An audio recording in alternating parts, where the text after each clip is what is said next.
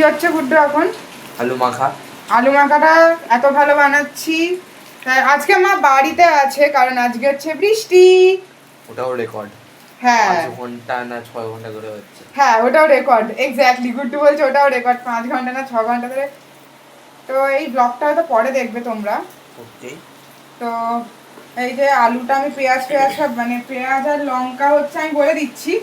পেঁয়াজ আর লঙ্কা একটুখানি তেলের মধ্যে আমরা কিন্তু সাদা তেল ইউজ করি, গোড়াই আমরা সাদা তেল ইউজ করি, ঠিক আছে? তো আমরা কখনো সর্ষের তেল খুব একটা খাই না, তোমরা চাইলে সর্ষের তেলে ভাজতে পারো। আর এটা হচ্ছে পেঁয়াজ আর লঙ্কাটা দেবে একসঙ্গে, দিয়ে একটু হলুদ দেবে আর নুন দেবে স্বাদ মতো, দিয়ে তারপর তোমরা ওটাকে হচ্ছে আলু সেদ্ধর সঙ্গে মেখে নেবে। আর এইভাবে তোমরা ভাতের সঙ্গে খেতে পারো। প্লাস প্লাস আর একটা জিনিস, যদি আলুর স্যান্ডউইচ বানাও তাহলে আলুর স্যান্ডউইচের মধ্যে দিয়েও এটা খেতে পারো।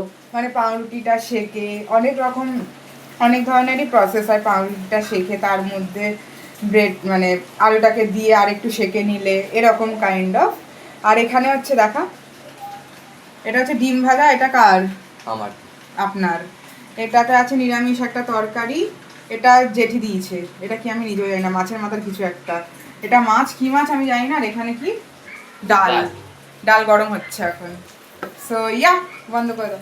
প্রচুর বৃষ্টি যেহেতু হয়েছে সেই জন্য রাত্রিরে বানা হয় খিচুড়ি, আলু ভাজা, আর ওটা সয়াবিন দিয়ে খিচুড়ি, আর পাঁপড় ভাজা তো কমপ্লিমেন্টারি। আর এই যে গুড্ডু এখানে এনজয় করছে। সো